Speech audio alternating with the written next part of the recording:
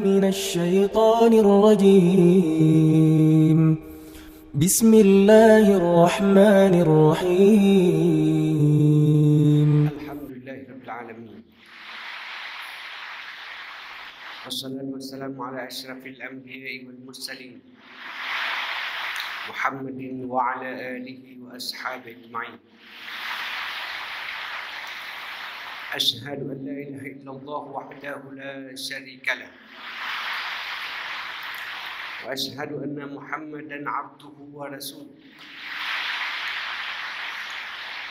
اللهم صل وسلم وبارك على محمد وعلى آله وأصحابه أجمعين.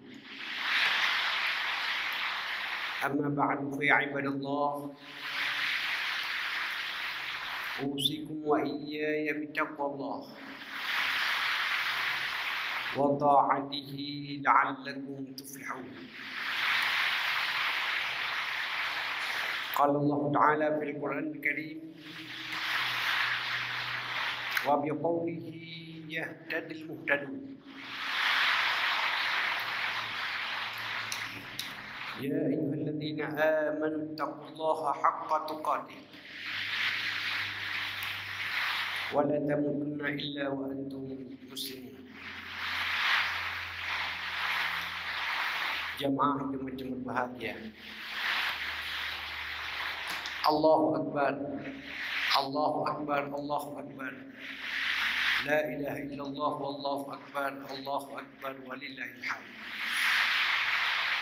Allah yang Maha Besar, yang memberikan seseorang satu kekuasaan. Akan tetapi apabila setelah dia mendapat kekuasaan, dia aniaya orang-orang yang tak punya kuasa, Allah berjanji suatu saat dia akan jatuhkan di seorang penguasa. Allahu Akbar, Allah yang Maha Besar, yang memberikan seseorang ilmu pengetahuan.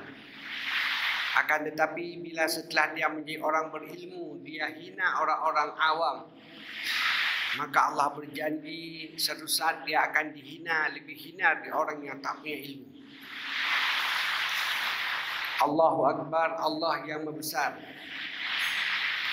yang memberikan seseorang harta yang banyak.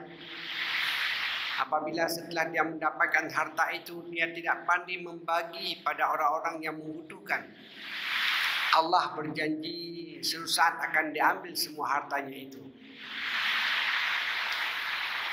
Allahu Akbar, Allah yang Maha Besar, yang memberikan seseorang banyak nikmat.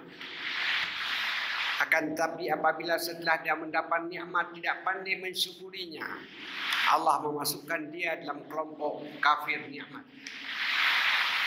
Inilah pengertian takbir yang sudah kita kumandangkan ini hari yang keempat, membuktikan bahwa kita tidak ada arti apa-apa, hanya Allah segala-galanya. La haula wala quwwata illa billah. Tidak ada daya dan tidak ada upaya, akhirnya menyerah kepada Allah. Setiap kita memasuki bulan Zulhijjah, kita teringat seorang tokoh yang diabadikan namanya dalam Al-Quran. Tokoh itu Ibrahim alaihissalam.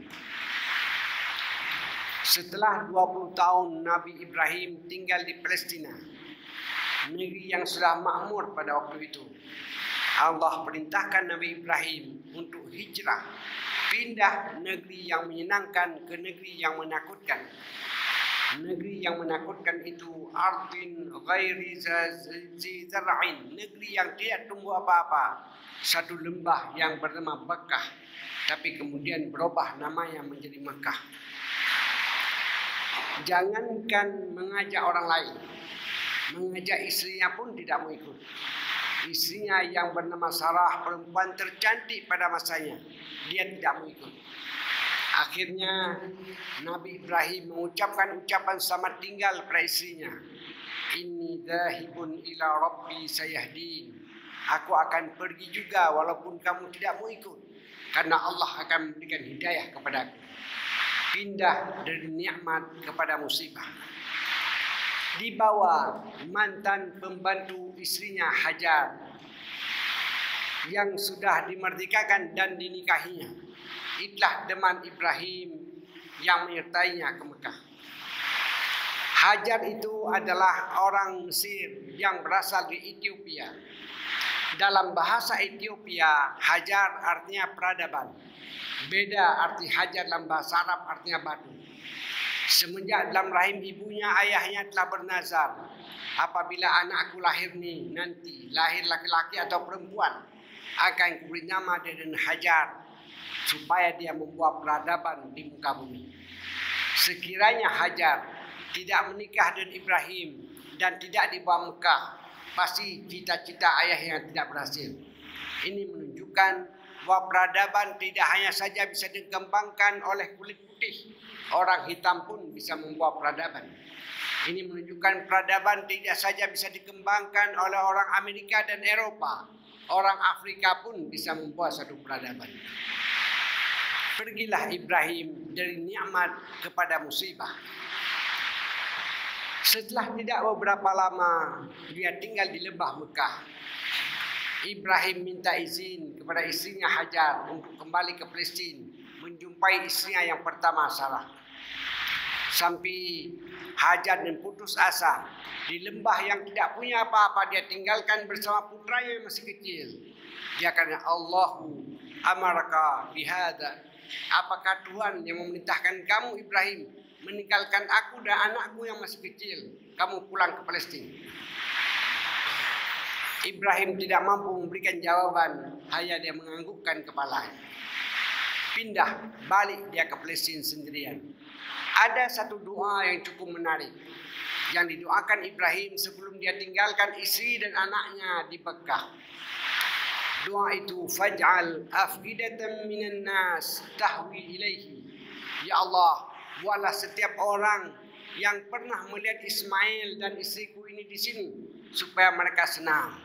Dia tak minta anaknya kalau besar supaya kaya, supaya dapat jabatan, tapi dia minta supaya anaknya disenangi orang banyak. Ini menunjukkan doa yang terbaik bagi orang tua, bagi murid kita, bukan mendoakan dia supaya dia orang hebat masa depan, tapi disenangi orang banyak. Terbukti setiap penguasa yang tak disenangi orang banyak biasanya tidak lama bertahan. Rata-rata kepala negara yang jatuh di Indonesia penyebabnya karena rakyat tidak suka lagi pada dia. Ini yang didoakan oleh Ibrahim. Setelah Ibrahim sampai di Palestina, dia sampaikan pada istri pertamanya dia sudah punya anak bernama Ismail. Hajar mengatakan kepada Tuhan, ya Allah, Hajar itu perempuan, aku juga perempuan. Apabila kepada dia bisa kau berikan anak, kenapa kepada aku tidak kau berikan? Tidak lama setelah didoakan demikian, dia pun hamil, lahir 9 bulan kemudian yang bernama Ishak. Pada waktu itu Sarah telah berusia lebih kurang 92 tahun. Untuk ukuran masa sekarang tidak mungkin lagi melahirkan karena sudah menopause. Tetapi Al-Quran mengatakan bagi orang yang bertakwa selalu diberikan jalan keluar di jalan yang tak disangka-sangka, yang tidak rasional. Sehingga Imam Ghazali membuat pernyataan, al-aqlu syai'un wa laysa kullu syai'. Akal baru mampu menyelesaikan sebagian kecil persoalan, tapi akal tidak mampu menyelesaikan semua persoalan. Di waktu dia gagal, dia akan ucapkan kalau beriman, la haula wala quwwata illa billah. Tidak ada daya, tidak ada upaya kecuali kembali kepada Allah. Setelah lahir putra yang kedua yang menjadi datuk dari orang-orang Yahudi sekarang, Ishak, Ibrahim balik lagi ke Mekah menjumpai putranya. Allah mengatakan, Ibrahim, kamu telah berhasil melalui cobaan pertama. Kupindahkan kau ke Mekah. Sebagai imbalannya, aku berikan kepadamu seorang anak. Sekarang ku coba lagi kamu. Kamu dan anakmu Ismail bangun satu rumah untukku. Tidak ada pengalaman sebagai engineer untuk membangun. Tidak ada pengalaman sebagai seorang kontraktor. Maka dia bangunlah rumah untuk Allah bernama Ka'bah. Satu-satunya rumah Allah yang disebut Baitullah di muka bumi hanya Ka'bah. Al-Aqsa tak disebutkan Baitullah. Masjid Nabawi tak pernah disebutkan Baitullah. Hanya Baitullah, rumah Allah, hanya Kaabah. Setelah dia bangun, dia berdoa pada Allah, faj'al afidatan tahwi ilaih.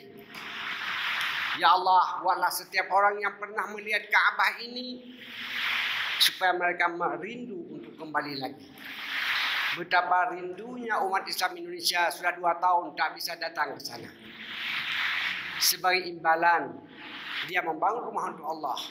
Allah memberikan satu gelar pada Ibrahim, Khalilullah, teman setia Allah. Diberikan gelar kepada Isa, Ruhullah. Kepada Nabi Musa, Kalimullah. Kepada Muhammad, Ruhullah. Semua mereka mendapat gelar. 2 nikmat sudah disyukuri, 2 tantangan sudah dihadapi. Akhirnya sampai pada tantangan yang ketiga Ibrahim. 2 tantangan sudah kau hadapi, Daud telah berhasil. Sekarang tinggal yang ketiga. Selama ini setiap kamu beribadah kepadaku, kamu membuat kubulatan dekat. Inna salati wa nusuki wa mahyaya wa mamati lillahi rabbil alamin. Hidupku, matiku hanya untukmu ya Allah. Tetapi setelah kamu punya anak, cintamu padaku sudah kau bagi dengan anakmu. Aku tidak mau dimadu dengan anakmu. Sekarang kamu harus pilih. Pilih. Kalau bila kamu masih mencintai anakmu, tinggalkan kerasulanmu. Bila kamu masih mencintai aku, sembelih anakmu. Pilihan antara 2 cinta. Mencintai Khalik dan mencintai makhluk. Setelah Ibrahim bermimpi yang demikian, dia sampaikan kepada istri anaknya, dia musyawarah. Ismail rela, kalau itu perintah Allah silahkan ayah lakukan. Di waktu disembelih anaknya, turun perintah kepada Ibrahim, wa fadainahu bidibhin azim. Kami tebus leher Ismail itu dengan satu sembelihan. Apa yang kita lihat dari kehidupan Ibrahim ini? Mula-mula nikmat, kemudian musibah. Dapat nikmat lagi, dapat anak, musibah lagi. Kemudian nikmat lagi, setelah dapat gelar, dapat tantangan lagi. Menyembelih anak, dapat nikmat lagi ditebus. Wa tilkal ayyamu nudawiluha bainan nas. Demikianlah hari-hari diputar dalam hidup manusia. Diputar antara nikmat dan musibah. Anti stres, anti depresi. Di waktu dapat nikmat, pandai-pandailah bersyukur. Dan di waktu dapat musibah, harus mampu bersabar.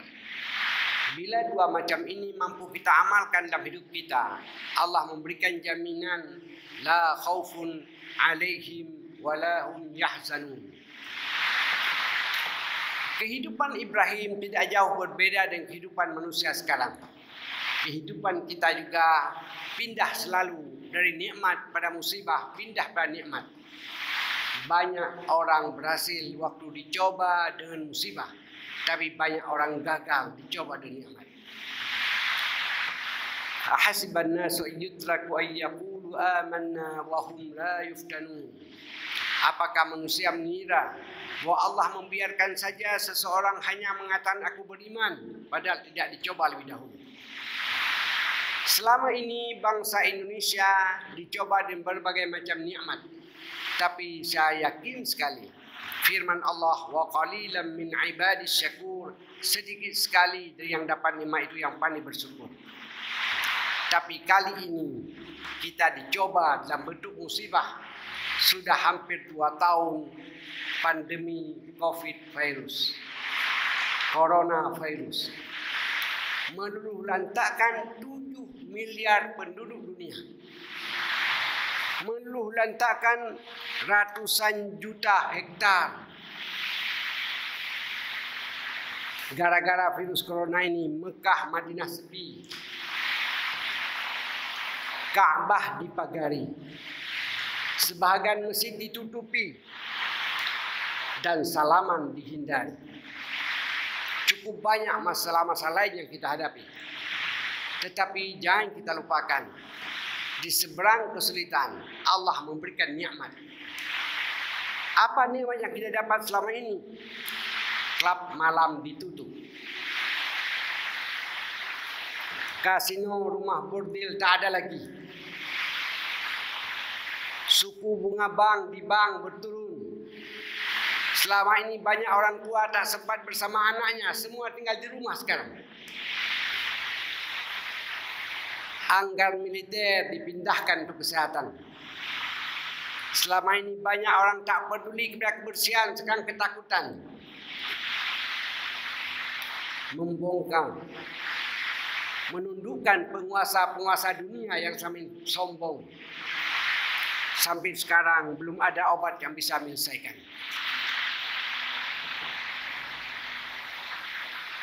Yang terakhir, menyadarkan kita bahwa apa yang kita miliki ini adalah milik Allah Subhanahu wa taala. Diperintahkan kita mengucapkan inna lillahi wa inna ilaihi raji'un.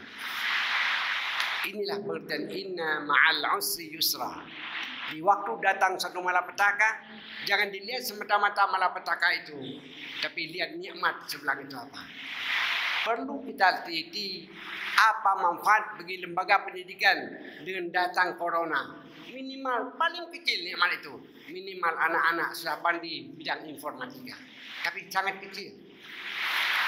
Tapi Rasulullah SAW mengatakan ada 4 hal yang kita harus mampu mengendalikan diri di waktu datang musibah dan tentang itu. Arba'un man kunna fihi haramahullahu ta'ala 'alan nar wa 'asamahu minasyaitan. Ada 4 situasi. Bila kamu mampu mengendalikan diri dari 4 situasi ini, Allah menjamin badanmu tidak disentuh api neraka dan tidak ada syaitan yang mampu mengganggumu. Di waktu para sahabat mendengar ucapan Nabi yang demikian, mereka bertanya, Rasul, mengendalikan diri dari mana? Rasul menjawab, man malaka nafsahu hina yaghdab wa hina yarhab wa hina yashtahi wa hina yarghab. Yang pertama, mereka yang mampu mengendalikan diri di waktu timbul rasa marah. Marah orang tak dikasih keluar rumah untuk bekerja, pada anaknya sudah lapar. Kemarahan itulah yang melahirkan demonstrasi besar-besaran merata seluruh provinsi. Wahina yarhab, dia mampu mengendalikan diri di waktu timbul rasa takut. Wahina yastahi, dia mampu mengendalikan diri di waktu timbul berahinya. Wahina yarghab, dia mampu mengendalikan diri tidak melakukan satu pekerjaan melalui jalan pintas. Selama ini orang mau dapat sarjana tidak perlu kuliah, hanya membeli saja. Semua jalan pintas. Apabila 4 macam ini mampu kita mengendalikan diri, Allah memberikan jaminan la khaufun alaihim wa la hum yahzanun. Barakallahu lakum fi wa nafa'ani wa iyyakum bima fihi min al-ayati wa dzikril hakim wa taqabbala minni wa minkum tilawatahu innahu huwas samiul 'alim.